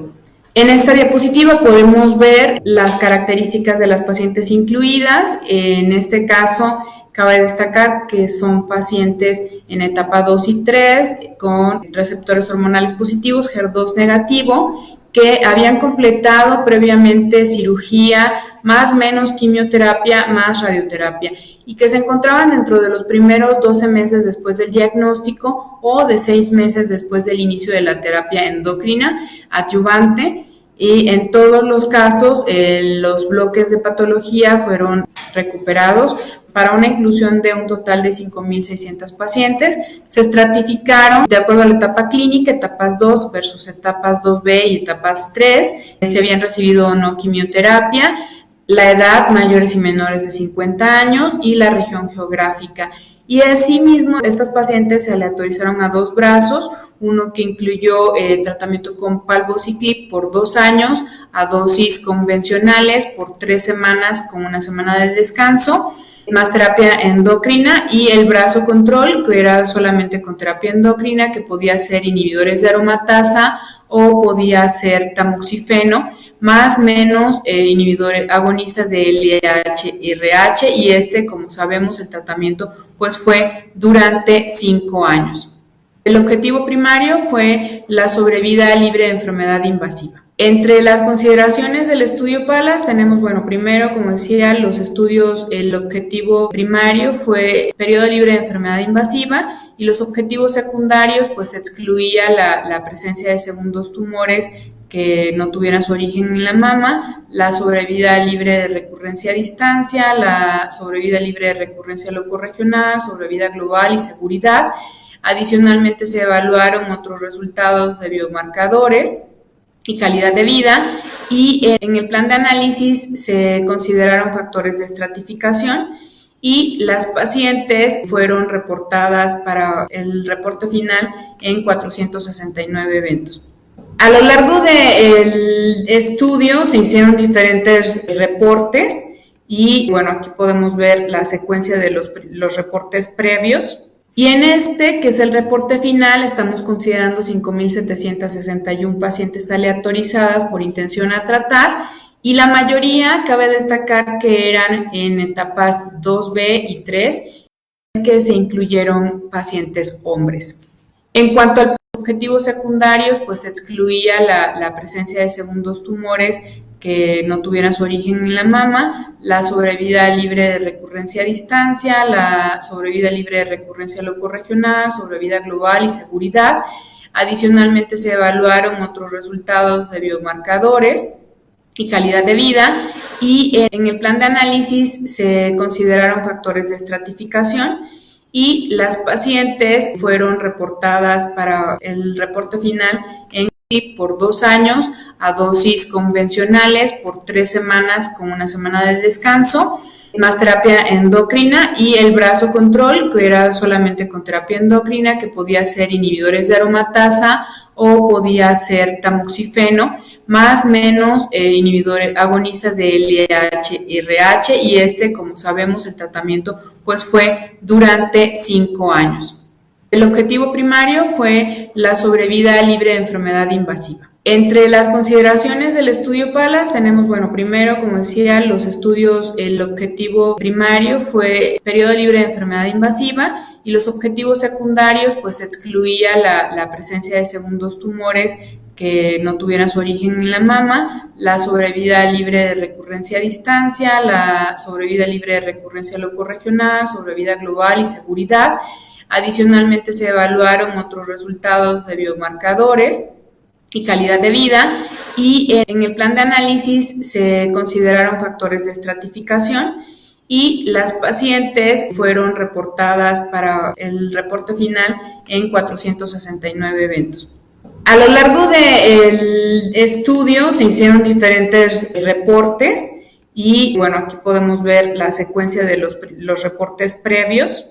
Y en este, que es el reporte final, estamos considerando 5,761 pacientes aleatorizadas por intención a tratar y la mayoría, cabe destacar que eran en etapas 2B y 3, más del 80% y también 83% por lo tanto había recibido quimioterapia neoadyuvante. La mediana edad era de 52 años. Destacamos de esto que la mayoría de las pacientes eran N2 y N3. Como podemos ver, aproximadamente el 36% de las pacientes tenían N2, N3. El resto de los brazos estaban balanceados adecuadamente y algo que llama la atención es que se incluyeron pacientes hombres. En cuanto al perfil de seguridad y efectos adversos, no hubo nuevos efectos adversos descritos conforme a los estudios previos. En general se reportaron un 13% de efectos adversos serios en pacientes con palbociclib contra 7.9% de la terapia endocrina sola y ninguna de las 176 muertes que se reportaron durante el estudio se relacionó al tratamiento. En el estudio PALAS podemos ver también que se discutía si la descontinuación temprana del palbociclib podía ser un factor que influyera en el resultado final. Sin embargo, a pesar de que hasta el 44.9% de las pacientes habían suspendido el tratamiento al final de los 2 años de tratamiento con palbociclib, lo que podemos decir es que las pacientes que tuvieron una intensidad de dosis mayor al 70% tampoco tuvieron diferencia en cuanto a la sobrevida libre de progresión de enfermedad invasiva. Entonces, con esto podemos concluir que independientemente del periodo, el momento en que se haya descontinuado el palbociclib, las pacientes que hubieran completado el tratamiento tampoco hubo beneficio, como lo vemos en esta diapositiva que nos hace una gráfica del objetivo primario, en donde vemos que las curvas prácticamente están sobrepuestas y lo podemos ver a lo largo de los meses después de la aleatorización, a los 24 meses, que es prácticamente cuando se suspendía el palbociclib. Los resultados son equiparables en los dos brazos de tratamiento, y después de 48 meses de seguimiento de las pacientes podemos ver que tampoco hubo diferencia entre los brazos de tratamiento, por lo que podemos decir que la adición de palbociclib no existe beneficio conforme a solo dar terapia endocrina. En cuanto al análisis por subgrupos, podemos ver la gráfica de árbol, en donde vemos que prácticamente son similares los dos brazos de tratamiento. No hay diferencia entre adicionar palbociclib, y prácticamente el brazo que pudiera tener algún beneficio, los subgrupos que pudieran tener algún beneficio, son aquellas pacientes que tienen ganglios negativos y que recibieron quimioterapia previamente en el brazo de palbociclib. En cuanto a los objetivos secundarios, en estas gráficas podemos ver que no existe diferencia entre los dos brazos de tratamiento. Podemos ver que las curvas prácticamente están sobrepuestas, y al igual la sobrevida libre de recurrencia locorregional y en la sobrevida global podemos ver el mismo efecto. No existe beneficio de adicionar palbociclib contra solo dar terapia endocrina. Propiamente en las conclusiones podemos decir que en este análisis del estudio PALAS, la adición de palbociclib al tratamiento endocrino adyuvante no prolonga la sobrevida libre de enfermedad invasiva comparada con terapia endocrina de forma sola. Terapia endocrina sola en pacientes con enfermedad etapa clínica 2 y 3, receptores hormonales positivos, HER2 negativo de cáncer de mama. Tampoco se identificaron subgrupos clínico-patológicos que tuvieran beneficio de la combinación de terapia endocrina y palbociclib en el contexto adyuvante, y tampoco se reportaron nuevas toxicidades a las ya observadas en los pacientes que reciben tratamiento adyuvante con palbociclib. Bueno, aquí podemos ver una tabla comparativa entre los diferentes inhibidores de ciclina y podemos ver las dosis de ribociclib, palbociclib, abemaciclib. Con ello, las posologías, ¿no? Que podemos decir que la diferencia entre ribociclib, palbociclib es que se tiene que dar 3 semanas de tratamiento por una de descanso, mientras que el tratamiento con abemaciclib es continuo. Otros estudios que se han vinculado a este estudio PALAS es el análisis del material biológico para tratar de identificar algunos otros resultados. En esto también podemos ver que ellos consideran un análisis, ya que sabemos que este estudio se llevó a cabo en el contexto de COVID. Entonces ellos planean hacer algunas publicaciones adicionales, y el análisis de sobrevida global, el análisis por etapas tempranas, etapas 2A de ese subgrupo, y ver si existe beneficio del palbociclib en estas pacientes, ya que como veíamos en el análisis por subgrupo, pareciera que las etapas más tempranas y con ganglios negativos parecieran tener algún beneficio comparado contra el total de la población estudiada. En este Congreso de San Antonio también se presentaron los resultados de calidad de vida y la severidad de los síntomas de este estudio, y la adherencia al tratamiento adyuvante con y sin palbociclib. Y bueno, en conclusiones y perspectivas podemos decir que en el estudio PALAS el beneficio que se había reportado previamente en la enfermedad metastásica no lo podemos traspolar a las pacientes con etapas tempranas de cáncer de mama. En el seguimiento a largo plazo es indispensable entender que las pacientes con receptores hormonales positivos, consideradas como luminales, deben ser estudiadas en cada contexto diferente, porque no se pueden traspolar los resultados de una etapa a la otra. Se planean hacer algunos estudios adicionales en los bloques de parafina de estas pacientes, pero bueno, veremos más adelante seguramente algunas publicaciones al respecto. Aquí están los agradecimientos, sobre todo, como siempre, a nuestras pacientes que participan de forma voluntaria en los estudios clínicos y sus familias para el desarrollo de la investigación. Y pues bueno, destacan aquí que la participación de 21 países a lo largo del mundo en el estudio fue pues muy importante. Bueno, muchos esperábamos los resultados del estudio PALAS con gran interés debido a los resultados que hemos visto en el contexto de enfermedad metastásica, pero desafortunadamente pareciera que en etapas tempranas no hay el mismo beneficio que en las pacientes con enfermedad metastásica. Creo que en nuestro medio sería muy importante analizar, sobre todo desde el punto de vista del costo del medicamento, y al no existir un beneficio demostrado en la enfermedad adyuvante de adicionarlo a la terapia endocrina, no tendría ninguna utilidad para nuestras pacientes. Muchas gracias por su atención y gracias a los organizadores por la invitación.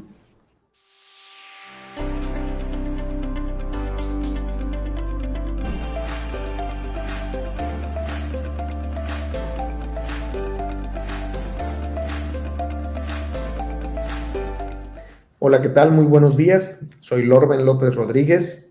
Laboro en el ISSSTE, en el Hospital Regional Dr. Manuel Cárdenas de la Vega, en Culiacán, Sinaloa, y en COP, Centro de Oncología Personalizada. Agradezco mucho la invitación y el día de hoy les presento este estudio llamado Análisis Correlativo de Sobrevida Global por Subtipo Intrínseco en los estudios MONALISA 2, 3 y 7, donde se empleó ribociclib más terapia endocrina en pacientes con receptores hormonales positivos HER2 negativo en cáncer de mama avanzado. Para este estudio se evaluó datos ya demostrados desde el punto de vista estadístico, donde el uso de ribociclib y terapia endocrina habían impactado en sobrevida libre de progresión y sobrevida global en los estudios MONALISA 2, 3 y 7 en pacientes con cáncer de mama avanzado con receptores hormonales positivos, HER2 negativo.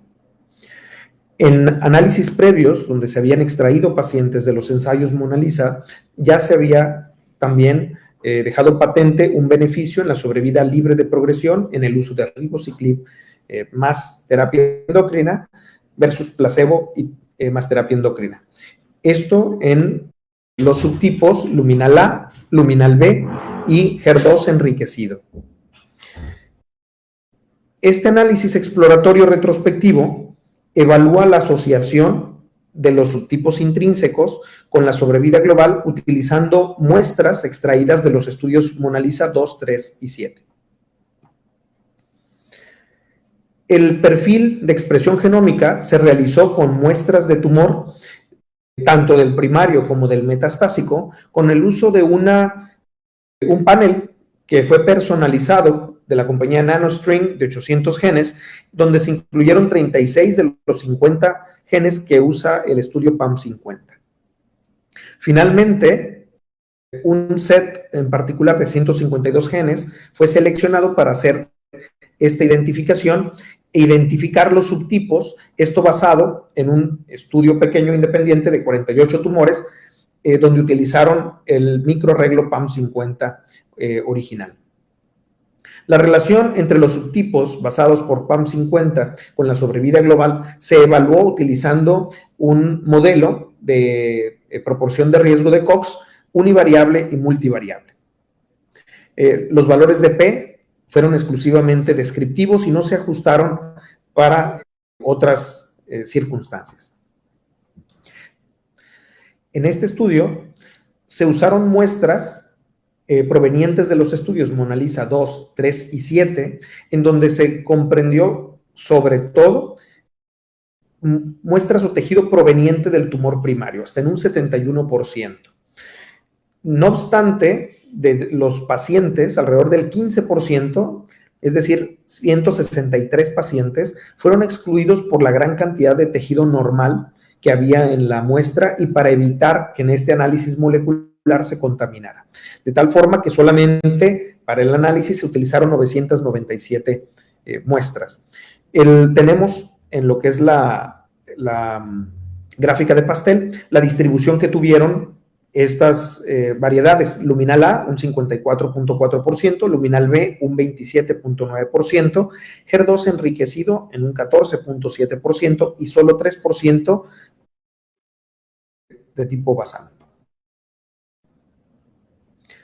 Con respecto a la sobrevida global, cuando se analizan las poblaciones con intención a tratar de los estudios Mona Lisa contra la población biomarcada, es decir, que fue seleccionada para este análisis, tenemos que la distribución que tienen es prácticamente la misma y la proporción de riesgo, el hazard ratio, es prácticamente igual y sin diferencia entre ellos. Tenemos un hazard ratio de 0.76 en la población con intención a tratar y uno de 0.75 en el grupo de muestras biomarcadas. De tal forma que la sobrevida global, el beneficio de sobrevida global en estos grupos es prácticamente idéntico.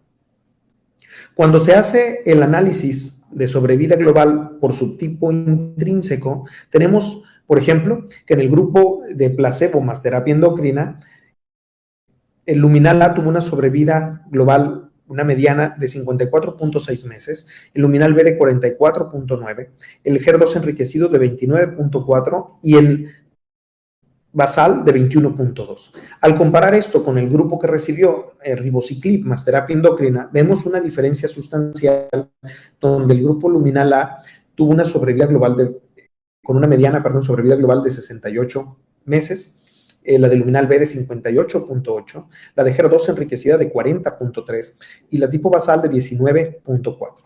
Aquí es importante determinar que pues, la sobrevida global está asociada al subtipo tanto en el grupo con ribociclib y terapia endocrina como el grupo que recibió placebo y terapia endocrina. La mediana de sobrevida obviamente fue mayor, como ya vimos, en las variedades luminales y fue la más breve o la más corta en la variedad basal. Cuando vemos el análisis por subtipo intrínseco, vemos que el pronóstico de sobrevida global en un modelo multivariable en los dos brazos muestra también similitudes. En el grupo de placebo más terapia endocrina, tenemos aquí, tomando como referencia el luminal A, que se le ajusta a 1, tenemos que los demás subtipos incrementan la proporción de riesgo, luminal B con 1.47, HER2 enriquecido con 2.87 y el tipo basal con 2.35. Comparando esto en grupo donde se recibió ribociclib más terapia endocrina, tenemos que las proporciones de riesgo ajustadas varían en luminal B con 1.16, enriquecido en HER2 con 1.83 y el tipo basal con 7. Aquí, al igual que en la diapositiva anterior, los subtipos permanecieron con un valor pronóstico en la sobrevida global en ambos brazos tras ajustar a diferentes covariables clínicas. También tenemos que la sobrevida global fue consistente su beneficio al verlo en esta gráfica que tenemos frente a nosotros, donde se observa la proporción de riesgo en cada uno de estos subtipos, y no obstante que fue estadísticamente significativo en todos ellos el beneficio del uso de ribociclib con la terapia endocrina, en el tipo basal no se logró. No obstante, al retirarse este grupo de los pacientes con tipo basal, la diferencia entre los grupos y los diferentes subtipos es nula. Es decir, hay un beneficio considerando todos los subtipos, pero si nosotros retiramos el grupo basal, prácticamente los pacientes luminal A, luminal B y HER2 no guardan diferencias significativas entre ellas. El beneficio se mantiene en todos esos grupos. La sobrevida global que se observa con ribociclib en las variedades luminal A, luminal B y HER2 enriquecido en los modelos multivariables presenta siempre una correlación estadísticamente significativa al ajustarlo a las diferentes covariables clínicas. Sin embargo, al retirar el tipo basal, siempre de este análisis, no existe una distinción de beneficio entre ellas. En conclusión, este análisis, donde se hace extracción de pacientes de los estudios MONALISA 2, 3 y 7, se observa un beneficio en la sobrevida global con el uso de ribociclib más terapia endocrina en los subtipos moleculares luminal A, B y HER2 enriquecido. Sin embargo, los pacientes con la variedad basal parecen no beneficiarse de ribociclib. No obstante, como solo les corresponde el 3% del total de la muestra, se considera que pudiera ser demasiado pequeña y por lo tanto hay que interpretar esto con mucho cuidado. El valor pronóstico de la determinación del subtipo intrínseco mediante PAM50 para la determinación de la sobrevida global en los pacientes con ribociclib y terapia endocrina y aquellos tratados con terapia endocrina solamente ha sido confirmado en este estudio. El resultado de este análisis es consistente con análisis previos donde también ya se había hecho patente el beneficio en sobrevida libre de progresión. La actividad de ribociclib y la terapia endocrina en la variedad HER2 enriquecido, el cual aparentemente presenta un resultado más pobre en sus resultados al compararlo con las variedades luminales, está siendo investigado en un estudio fase 3 llamado Harmonia. Finalmente, el perfil genómico de estas variedades intrínsecas se discute en otros estudios presentados en este congreso. Esperemos que toda esta información abra nuevos caminos para la terapia en estos subgrupos de pacientes en el futuro. La doctora Lisa Carey, que expuso este estudio en San Antonio, agradece a los pacientes, sus familias, a los investigadores y a todos aquellos que apoyaron la realización de estos ensayos clínicos. Desde mi punto de vista, estudios como este nos permiten y abren las puertas para nuevas terapias en el futuro, buscando precisar o discernir en los grupos de pacientes algún beneficio adicional o cambios de terapia que pudieran darse en el futuro. Muchas gracias.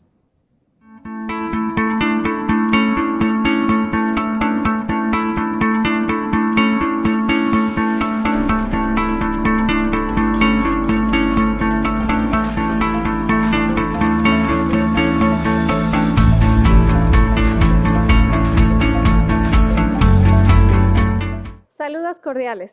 Mi nombre es Suratzi Deneken Hernández y soy oncóloga médica.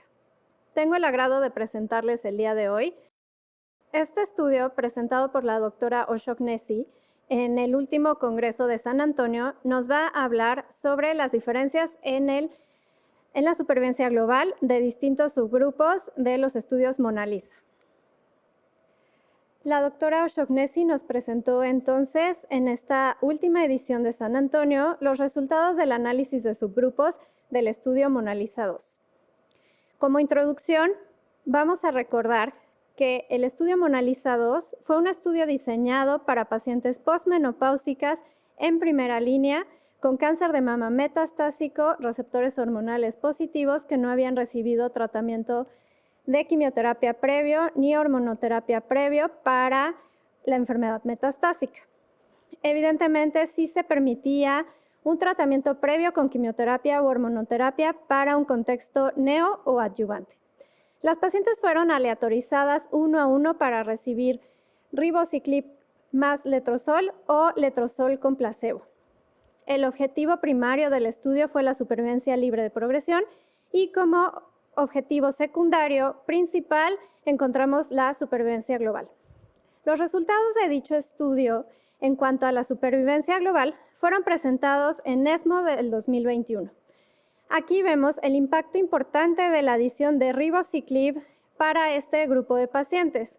Ribociclib es el primer medicamento que demuestra una supervivencia más allá de 5 años, otorgando a las pacientes 1 año de supervivencia global. Siendo así que la diferencia en la supervivencia global fue estadísticamente significativa con una P de 0.004, un hazard ratio de 0.76 y una mediana de supervivencia de 63.9 meses para el grupo con ribociclib versus 51.4 meses para el grupo control. Derivado de este estudio, podemos hacer este análisis, que fue predeterminado para ciertos grupos. Dichos grupos incluyeron aquellas pacientes con solo actividad ósea metastásica, pacientes con actividad hepática solamente, pacientes con actividad hepática o pulmonar.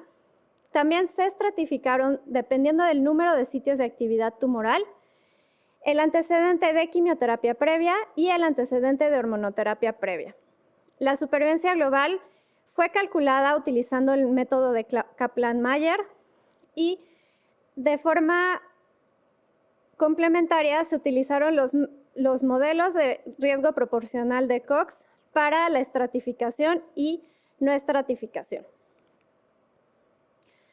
Teniendo como resultado que a través de los diferentes subgrupos se vio el impacto en la supervivencia global se mantenía. De tal manera que para el primer análisis, dependiendo de la actividad ósea metastásica o no, vemos que ambos grupos derivaron beneficio de la adición de ribociclib. Ambos con un hazard ratio en 0.7 y estadísticamente observamos un beneficio en cuanto a la supervivencia global, que es comparable con la supervivencia global de toda la población. Para la población con actividad metastásica hepática, observamos que no hubo una diferencia estadísticamente significativa. Sin embargo, cabe la pena destacar que a partir del 5º año vamos a observar un aumento en el beneficio que derivan las pacientes que recibieron ribociclib y no solamente letrozol. En el lado derecho vamos a observar que este grupo de pacientes obtuvieron beneficio de la adición de ribociclib con un hazard ratio de 0.77 y que estas pacientes sí tienen un impacto importante en la supervivencia global. Cuando analizamos aquellos pacientes con actividad hepática y pulmonar, observamos que aquellas pacientes con dicha actividad también van a derivar un beneficio en la supervivencia global y de nuevo vemos que a partir del 5º año ese beneficio es más consistente. Cuando hablamos del número de sitios de actividad metastásica, observamos que ambos grupos van a derivar beneficio de la adición del medicamento. Y es consistente los números de supervivencia global con la población en general. Analizando aquellas pacientes que habían recibido tratamiento previo con quimioterapia, de nueva cuenta observamos el impacto de la adición de ribociclib en su tratamiento, consistente de nueva manera con el beneficio obtenido en la supervivencia global de forma general.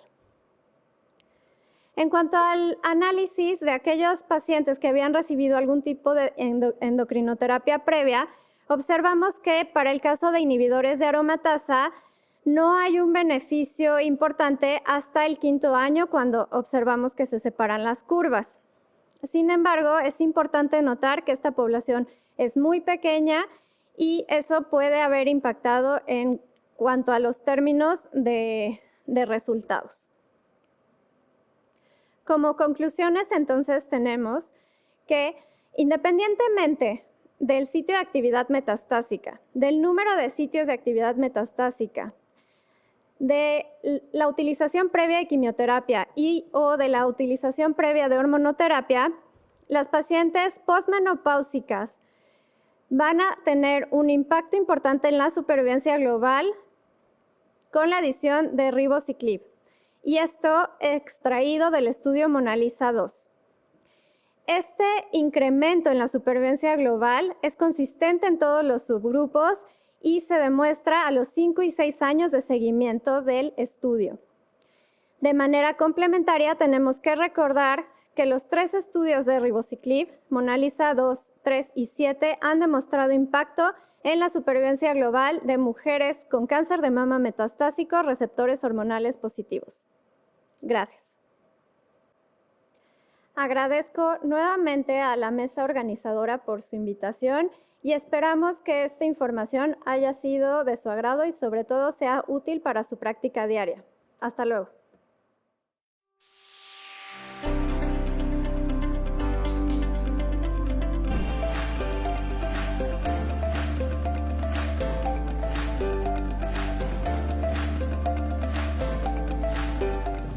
Bueno, pues muchísimas gracias, ¿sí?, a las doctoras Deneken y Añorbe por sus presentaciones y su participación. Ahora vamos a iniciar la discusión, ¿sí?, la mesa de análisis. Y para comenzar, me gustaría hacerle una pregunta a la doctora Añorbe. Denise, ¿cuál consideras que es la causa por la que el estudio Monarchy salió positivo y el estudio PALAS no mostró beneficio de palbociclib en el contexto adyuvante?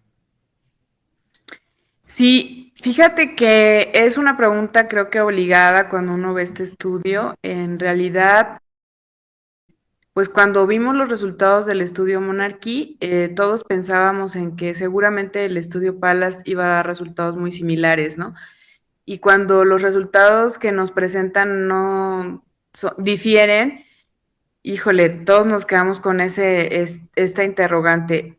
Las posibilidades en cuanto a esa respuesta abarcan desde la modalidad de tratamiento, que es el que el abemaciclib contempla un tratamiento de forma continua, mientras que ribociclib y palbociclib contemplan 3 semanas de tratamiento por 1 semana de descanso. Esa es una de las diferencias que pudiera haber marcado de los resultados de este estudio.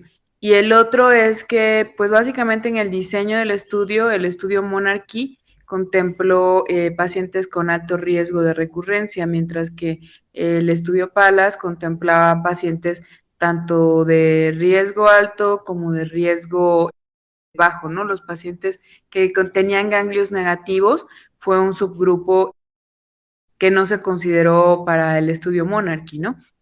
Ahora, si me preguntas mi impresión personal, es que creo que todos aquellos que hemos tenido la oportunidad de participar en ensayos clínicos, sí te das cuenta que la selección del paciente, a pesar de que te apegues a los criterios de selección y todo esto, muchas veces sí llega a influir porque, sobre todo en los tratamientos orales, tenemos que confiar en lo que el paciente nos dice en cuanto al apego a tratamiento, ¿no?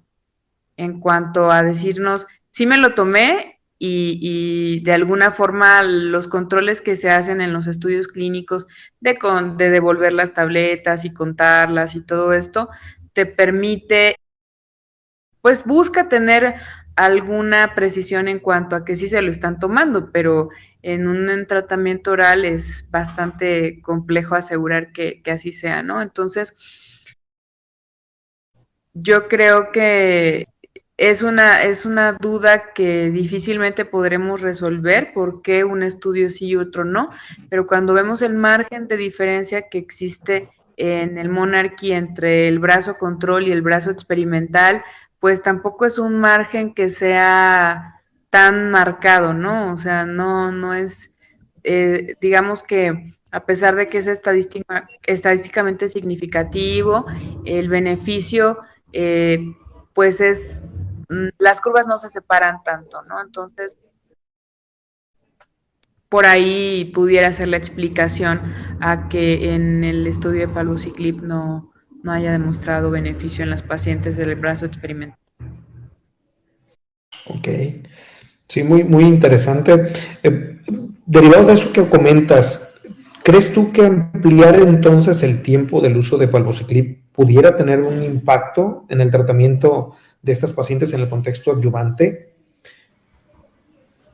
Sí, mira, cuando uno revisa los resultados, realmente el apego de las pacientes al tratamiento, podemos ver que hasta el 44% de las pacientes descontinuó el tratamiento y que a pesar de que en las pacientes que lograron tener una intensidad de dosis mayor del 70%, tampoco hubo beneficio, ¿no?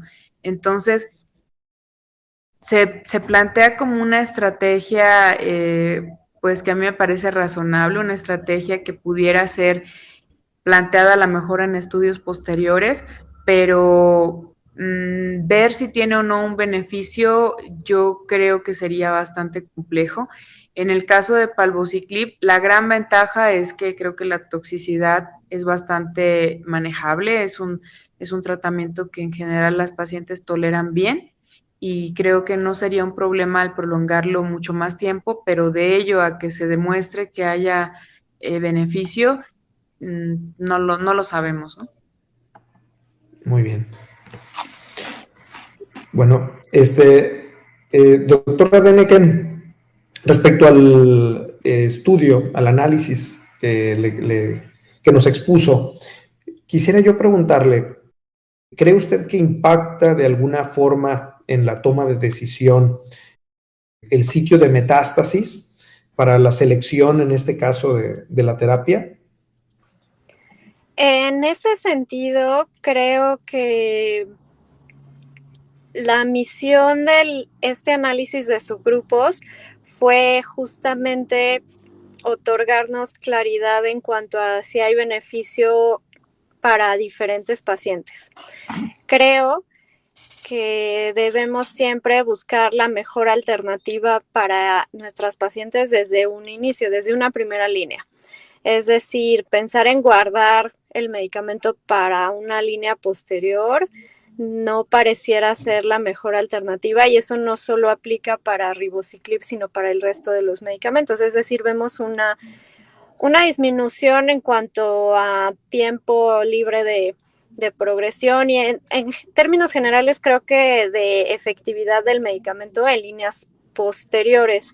En ese sentido, y teniendo ya una respuesta más concreta, considero que todas las pacientes, salvo tal vez excepciones más bien, deberían ser consideradas para un inicio con un inhibidor de CDK4. En este caso, pues además vemos que ribociclib con letrozol impactó en sus 3 estudios en la supervivencia global, ¿no? Entonces, en ese sentido, creo que debemos enfocar nuestros esfuerzos terapéuticos y buscar el beneficio de la mayor parte de las pacientes. Ahora, evidentemente vemos que para las pacientes con actividad metastásica, ese impacto pues se ve hasta el 5º año, ¿no?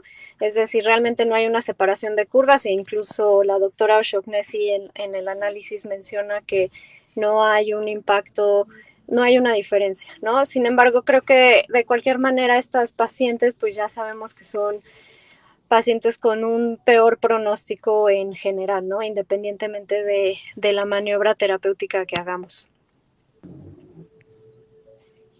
Así es. Muy bien.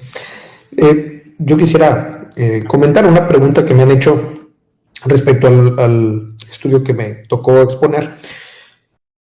Aquí, pues fue muy interesante ver la división de los subtipos moleculares de la población con receptores hormonales positivos HER2 negativo y diferenciar luminal A de los B y a su vez de los HER2 enriquecido y de una subpoblación que, a pesar de ser receptores hormonales positivos HER2 negativos, desde el punto de vista molecular resultó ser triple negativo o tipo basal.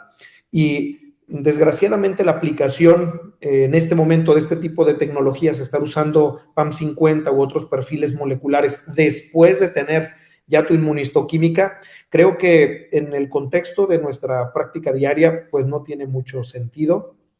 Estaríamos perdiendo nosotros tiempo valioso para el tratamiento de un paciente y la toma de decisiones.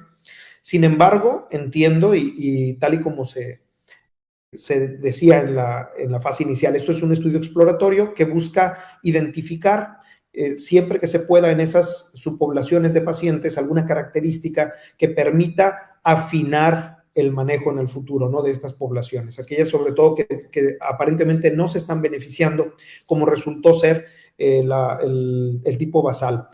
No obstante que los resultados, porque la población de tipo basal fue solo el 3% en ese estudio, esto lo hace no significativo y no tiene un impacto, o creo que las decisiones no se deben tomar por adelantado o excluir en automático, ¿no?, todavía esa población, y habrá que hacer más estudios. Pero el hecho de que se haya hecho, quieras o no, un acopio de los pacientes de los estudios MONALIZA 2, 3.7, o sea, al final se acopiaron un volumen suficientemente grande para que tuviéramos una idea de lo que viene, ¿no? Y por eso hablan ellos de que viene el estudio Harmonia, que tiene que ver con la población HER2 enriquecido. Ahí se pudiera pensar en el futuro cambios en la manera en la que se puedan tratar estos pacientes. Sí. Y bueno, Lorben, y en este sentido, ajá, justamente la desventaja bueno, son estudios exploratorios que son necesarios, ¿no?, para establecer un precedente, pero bueno, finalmente debemos recordar que los beneficios que puedes obtener de eso justamente son los que ya comentaban, muy limitados, porque a veces, aunque se identifique un subgrupo, para lo único que llegan a servir estos estudios es para pensar en nuevos diseños en un estudio posterior, ¿no?, que al final a veces resulta ser negativo, ¿no? Pero de momento, pues sí, es interesante. Y la otra es la dificultad técnica que tenemos en los países de América Latina para la implementación de estas pruebas, ¿no?, en un momento dado, ¿no? Cuando ya demuestra tener beneficio, lo hemos visto con las clonas que de repente no se pueden aplicar a veces en nuestro país, o no todos los laboratorios la tienen estandarizada, entonces es un proceso un poquito lento. así es. El acceso, a final de cuentas, sigue siendo muy importante, ¿no? Sí. Sí, en ese sentido me recuerdo a la doctora Fátima Cardoso en ESMO del 2018 que, o sea, no sé por qué viene a mi mente, bueno, evidentemente por este estudio face to face de Harmonia, en el que ella decía que esperaba no tuviéramos de nuevo estudios que compararan uno contra otro y en ese sentido, digamos, desperdiciar recursos, ¿no? Pero bueno, ahorita en este punto de manera prospectiva lo que se busca es ver si hay alguna diferencia en esa población de HER2 enriquecido y pues solo nos queda esperar resultados. Aquí hablamos también ya de una medicina de precisión que tal vez es hacia donde está yéndose la oncología, todavía más a lo que ya vivimos, pues, y que pues tristemente pareciera que también va a separar a los países desarrollados de países que no tienen el acceso a estas herramientas tan fácilmente como el nuestro. Sí, fíjate que viéndolo así, y si estos estudios, sus resultados en el futuro favorecen no solamente por el uso de los inhibidores de ciclina, sino otras nuevas terapias que vengan, sobre todo con las poblaciones HER2 enriquecido, etcétera. Estoy pensando que pudiera pasar como en cáncer de pulmón, es decir, una vez que es metastásico, se somete ahora a un perfil molecular que ya no es por inmunistoquímica, sino que sería a través de una prueba tipo PAM50, en donde identifiques estas subpoblaciones y puedas decidir qué inhibidor de ciclinas o qué otras terapias, ¿no?, por el perfil molecular del tumor se puede utilizar, ¿no?, en cáncer de mama. Creo que esa pudiera ser, o estos son los pininos para llegar a esos escenarios, a esos horizontes clínicos, ¿no? Ojalá, digo, de ser así, ojalá tengamos la posibilidad de tener el acceso de una forma más rápida y expedita y no quedarnos, como decían ahorita, separados del primer mundo, ¿no?, por nuestros pacientes, sobre todo. Sí, por supuesto. Así es. Bueno, pues no me queda más que agradecerles, ¿sí?, a la doctora Ñorbe, a la doctora Deneken por su participación y a todos ustedes que nos están escuchando en el sitio de forma virtual. Muchas gracias. Gracias por la invitación.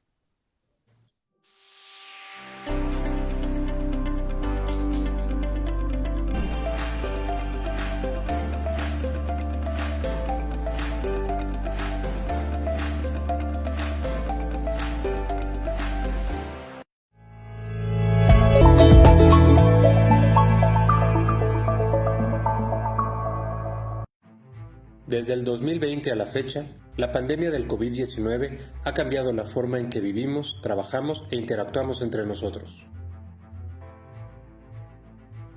Este punto de quiebre nos provoca a hacer un llamado a la responsabilidad colectiva de nuestra salud.